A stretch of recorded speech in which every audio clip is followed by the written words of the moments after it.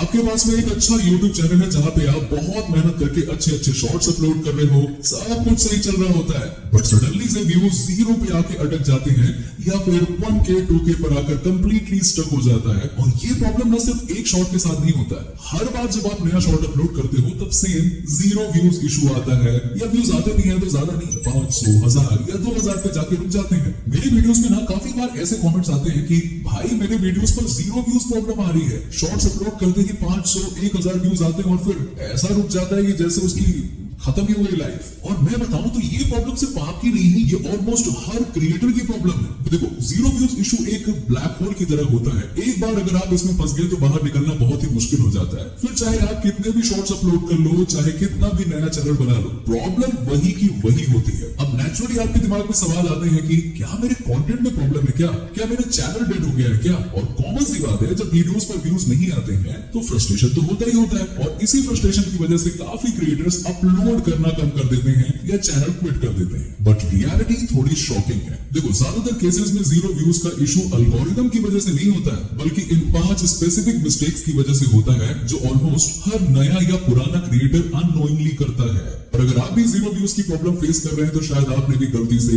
एक ना एक ये मिस्टेक तो जरूर की होगी। और मुझे लिटरली हर दिन कमेंट्स और डीएम्स आते रहते हैं, भाई मेरे शॉर्ट्स पर व्यूज ही नहीं आ रहे, क्या करूं भाई, 0 व्यूज आ रहे हैं, क्या करूं, नया चैनल बनाया बट रीच ही नहीं मिल रही है, 0 व्यूज आ रहे हैं तो 500 आ रहे हैं, 1000 आ रहे हैं, क्या करूं? सो आज की वीडियो में हम इसी प्रॉब्लम को प्रॉपर्ली डिकोड करने वाले हैं, बिना किसी बकवास थियरी के, बिना कंफ्यूजिंग ज्ञान के, सिर्फ प्रैक्टिकल प्रॉब्लम्स और उसके प्रैक्टिकल सॉल्यूशंस। देखो ये वीडियो शायद छोटी हो, लेकिन अगर आपका चैनल 0 है या 1K 2K व्यूज पर स्टक हो गया है तो ये वीडियो आपके लिए गोल्ड माइन से कम नहीं है। और हाँ, वीडियो एंड तक जरूर देखना, क्योंकि लास्ट में मैं एक ऐसी मिस्टेक बताने वाला हूं जो मोस्ट कॉमन है और सब करते ही करते हैं और सबसे डेंजरस भी है। साथ ही मैं कुछ इंपॉर्टेंट सेटिंग्स भी शेयर करूंगा जो अगर आपने सही कर ली तो 0 व्यूज की प्रॉब्लम ऑलमोस्ट खत्म हो सकती है, स्पेशली अगर आप न्यू चैनल स्टार्ट कर रहे हो तो। देखो प्रॉब्लम और सॉल्यूशन जानने से पहले गाइस फटाफट वीडियो को लाइक कर दो और एक प्यारा सा कमेंट भी ड्रॉप कर देना। और हाँ, इधर से वीडियो को हाइप भी कर देना, 2 लाख हाइप का टारगेट रखा हुआ है, देखते हैं कि आप लोग पूरा करवाते हो या फिर नहीं करवाते हो। और हाँ, 40,000 सब्सक्राइबर्स के बहुत करीब है, तो जल्दी से सब्सक्राइब भी कर लेना। चलो, so without wasting any time let's get start. सबसे पहला रीजन है शैडो बैन। अब सबसे पहले समझते हैं शैडो बैन आखिरकार होता क्या है। देखो सिंपल शब्दों में शैडो बैन का मतलब होता है YouTube आपके चैनल को डायरेक्टली कोई वार्निंग या नोटिफिकेशन नहीं देता है, लेकिन इंटरनली आपकी वीडियोस की रीच को रिस्ट्रिक्ट कर देता है। यानी कि आपका वीडियो अपलोड तो होता है, सब कुछ नॉर्मल दिखता है, लेकिन एल्गोरिथम उसे ऑडियंस तो प्रॉपर्ली पुश ही नहीं करता है। इसका रिजल्ट क्या होता है? वीडियोस पर इंप्रेशन बहुत कम आने लगते हैं, वीडियो स्टक रहने लगती है और चैनल प्रैक्टिकली डेड जैसा फील होने लगता है, जबकि क्रिएटर्स को समझ ही नहीं आता है कि प्रॉब्लम है कहां। शैडो बैन किसी भी चैनल को प्रैक्टिकली डेड करने वाला सबसे बड़ा फैक्टर हो सकता है, और ये कई रीजन की वजह से ट्रिगर हो सकता है, जैसे कि एक ही डिवाइस से बहुत सारे गूगल अकाउंट्स बनाना, पास्ट में किसी चैनल पर स्ट्राइक या पॉलिसी वायलेशन होना, रीयूज्ड या डुप्लीकेट कंटेंट को मल्टीपल चैनल्स पर अपलोड करना, आर्टिफिशियल एंगेजमेंट बिहेवियर जैसे कि फेक व्यूज, फेक सब्सक्राइबर, सब फॉर सब या वॉच टाइम बाय करना। जब YouTube को सस्पिशियस या फिर अननेचुरल एक्टिविटी सिग्नल्स मिलते हैं तब एल्गोरिथम आपकी रीच को साइलेंटली लिमिट कर सकता है। इसके बाद चाहे आप नया चैनल बना लो, सेम डिवाइस से वीडियो को पुश मिलना बहुत डिफिकल्ट हो जाता है। अब सवाल ही आता है कि आखिर इसका सोल्यूशन क्या है। देखो अगर प्रॉब्लम सिर्फ एक चैनल तक लिमिटेड है तो उस चैनल पर कुछ समय तक genuinely high quality content proper SEO के साथ कंसिस्टेंटली अपलोड करते रहिए। अगर YouTube को पॉजिटिव सिग्नल मिलते हैं तो चांसेस है कि इश्यूज धीरे धीरे रिजॉल्व हो सकते हैं।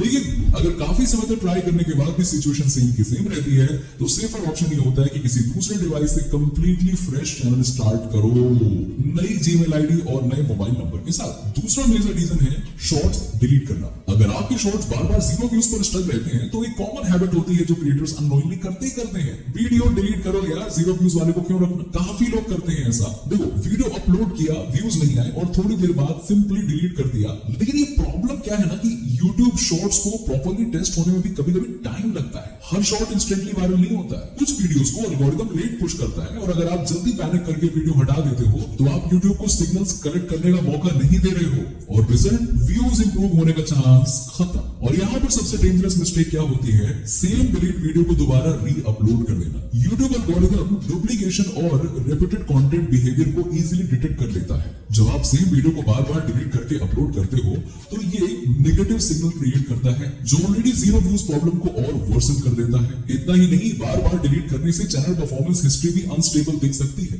एल्गोरिदम को कंसिस्टेंट बिहेवियर पसंद है। शॉर्ट डिलीट करने से अच्छा है उसके टाइटल, टैग्स ये सब चेंज करो ना। काफी केसेस में मेटा डेटा अपडेट के बाद यूट्यूब उसी शॉर्ट्स को लेटर स्टेज पर पुश भी करता है। तीसरी मेजर मिस्टेक है यूजलेस इनएक्टिव अकाउंट बिहेवियर। काफी लोग नया चैनल बना तो लेते हैं और बिना कुछ सोचे समझे सीधे वीडियोस अपलोड करना स्टार्ट कर देते हैं, लेकिन जिस अकाउंट से अपलोड कर रहे होते हैं उसी अकाउंट को प्रॉपरली यूज ही नहीं करते हैं। ना शॉर्ट्स देखते हैं, ना स्क्रॉल करते हैं, ना किसी कंटेंट के साथ इंटरेक्ट करते हैं, बस अपलोड अपलोड अपलोड। यहीं पर प्रॉब्लम शुरू होती है। YouTube के पास में आपके चैनल का बिहेवियर समझने के लिए इनफ डेटा ही नहीं बनता। एल्गोरिदम को ये क्लियर नहीं होता है कि ये अकाउंट किस टाइप का है, किस नीश में इंटरेस्टेड है और किस ऑडियंस को वीडियोस दिखाना चाहते हैं। रिजल्ट सिंपल है, वीडियोस जीरो व्यूज पर स्टक रह सकते हैं। अब यहाँ पे एक इंपॉर्टेंट सवाल ये आता है कि न्यू चैनल बनाने के बाद क्या तुरंत अपलोड शुरू कर देना चाहिए? प्रैक्टिकली बेटर तो ये रहता है कि चैनल क्रिएट करने के बाद कम से कम 2 से 3 दिन तक अकाउंट को नॉर्मल तरीके से यूज करो ना।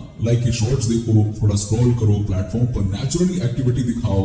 इससे यूट्यूब को इनिशियल बिहेवियर सिग्नल मिलते हैं और उसके बाद अपलोड स्टार्ट करो। एंड न्यू चैनल पे एक दिन में सिर्फ एक शॉर्ट अपलोड करना सबसे बेस्ट होता है, क्योंकि एल्गोरिदम को स्टेबल और नेचुरल पैटर्न पसंद है।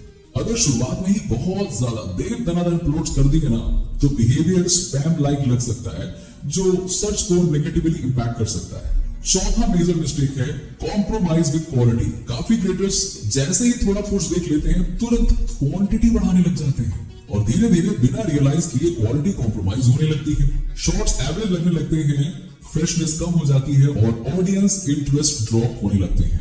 YouTube एल्गोरिदम ऑडियंस बिहेवियर को क्लोजली ऑब्जर्व करता है। अगर व्यूअर्स स्किप कर रहे हैं या एंगेज नहीं कर रहे हैं तो रीच नेचुरली गिर सकती है और वीडियोस लो व्यूज या इवन जीरो व्यूज तक पहुंच सकते हैं। शॉर्ट्स में कंपटीशन ऑलरेडी हाई है, कंसिस्टेंसी इंपॉर्टेंट है बट क्वालिटी सबसे ज्यादा इंपॉर्टेंट है।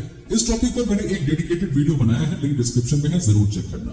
लास्ट और मोस्ट इंपॉर्टेंट मिस्टेक है रॉन्ग प्रमोशन। काफी न्यू क्रिएटर्स थोड़े व्यूज के लिए शॉर्ट को रैंडम लोगों के साथ में शेयर कर देते हैं। इंटेंट सही होता है लेकिन कई बार ये उल्टा इफेक्ट दे सकता है। जब अनइंटरेस्टेड ऑडियंस वीडियो को स्किप करती है ना तो एल्गोरिदम को नेगेटिव सिग्नल मिल सकते हैं और सर्च लिमिट हो सकती है।